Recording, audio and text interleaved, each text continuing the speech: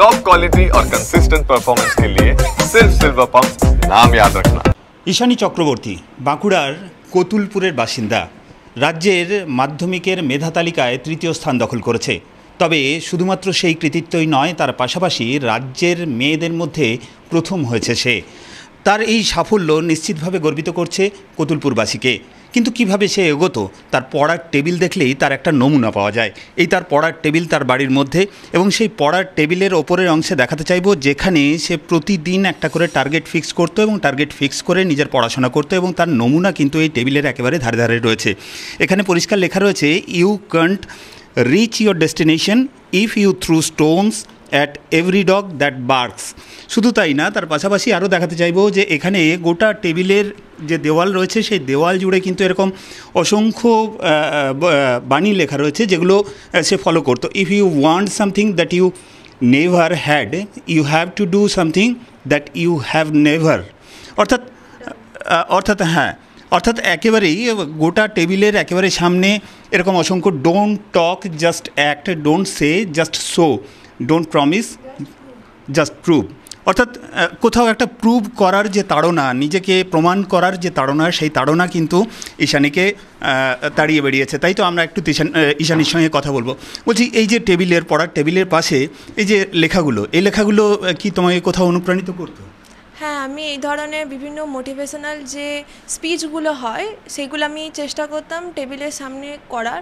কারণ যখনই কনফিডেন্স হারিয়ে ফেলতাম তখন এগুলো দেখতাম আর নিজের মধ্যে একটা মোটিভেশন আসতো যে হ্যাঁ পারবো, আমি করতে পারবো। এবং এগুলো আমার জীবনে খুবই গুরুত্বপূর্ণ, এই মোটিভেশন, এই যে কথাবার্তাগুলো। মানে কোথাও কি ব্যর্থতা থেকে শিক্ষা নিয়ে সবই এগুলো বিভিন্ন জায়গায় যখন হেরে গেছি, যখন পারিনি, যখন নিজের মধ্যে সেলফ ডাউট এসেছে যে আমি করতে পারবো কি পারবো না, তখন বিভিন্ন সময়ে সেগুলো থেকে নিজে একটা মানে বিভিন্ন অনলাইন যে রিসোর্সগুলো আছে সেগুলো থেকেও হেল্প নিয়েছি, এবং কিছু কিছু নিজেরও মোটিভেশনাল লেখা বানানো সেভাবে আমি করতাম। অতীতে দেখা গেছে যে মাধ্যমিক এবং উচ্চ মাধ্যমিকের কৃতীরা তারা বলেছে যে মোবাইল থেকে দূরে থাকো। তুমি কি নিজেকে মোবাইল থেকে দূরে রাখতে? মোবাইল ইন্টারনেট দূরে থাকো বলতে গেলে সোশ্যাল মিডিয়া থেকে যতটা সম্ভব দূরে রাখতে হবে। ইনস্টাগ্রাম, তারপর হচ্ছে ফেসবুক, এগুলো থেকে নিজেকে দূরে রাখতে হবে। তবে ইনস্টাগ্রাম, ফেসবুকের মধ্যেও অনেক কিছু ইম্পর্টেন্ট জিনিস থাকে যদি সেগুলোকে পড়াশোনার কাজে লাগানো যায়। বিভিন্ন ইনস্টাগ্রাম থেকে আমি অনেক দিন আগে, এখন যদিও করি না, তখন ওখান থেকে ভালো ইংলিশ সম্পর্কে বিভিন্ন তাদের ভার্ব, ভোকাবুলারি, তাদের সেন্টেন্স, ইডিয়াম, ফ্রেজ, ওগুলো ভালো শেখা যায়।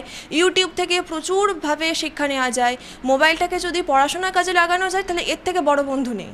বুঝতে পেরেছি। আর এই যে মোটিভেশনাল যে সমস্ত স্পিচগুলো তুমি লিখে রেখেছো তোমার পড়ার টেবিলে, সেটা স্পেসিফিক্যালি তোমার ক্ষেত্রে বলবো যে ঠিক কতটা এই সাফল্যের পিছনে এই মোটিভেশনাল স্পিচগুলো কাজ করেছে?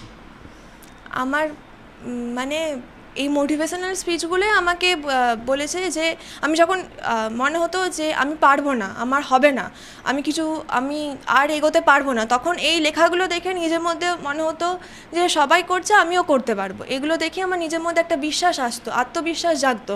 এবং ঠাকুমার যে ছবিটা আছে, ঠাকুমাকে দেখে আমার মনের মধ্যে মনে হতো যে ঠাকুমা নিশ্চয়ই কোথাও না কোথাও আছেন এবং আমাকে বলছেন যে পড়াশোনা করে যেতে। তাকে দেখেও আমার মধ্যে মোটিভেশন আসতো এবং এভাবে আমি নিজেকে কনসিস্টেন্সি বজায় রেখে পড়তাম। এমনি টার্গেটও তো রেগুলার একটা টার্গেট ফিক্স করে পড়া করতে, তো সেই টার্গেটটা কি সবসময় মাথার মধ্যে ঘুরতো যে এই টার্গেটটা আমাকে রিচ করতে হবে? হ্যাঁ, এটা হতো যে এগুলো করতেই হবে আজকের মধ্যে। যদিও সবসময় সম্ভব হতো না যে যতগুলো ভাববো সেগুলোই যে আজকের মধ্যে কমপ্লিট করতে হবে সেটা নয়, কিন্তু তার কাছাকাছি যাওয়ার। যদি 5টা টু ডু লিস্টের মধ্যে 5টা টার্গেট রাখি, এই টপিক্সের এই জিনিসগুলো পড়তে হবে, চেষ্টা করতাম যেন 4টে কমপ্লিট করতে পারি, এভাবে পড়তাম।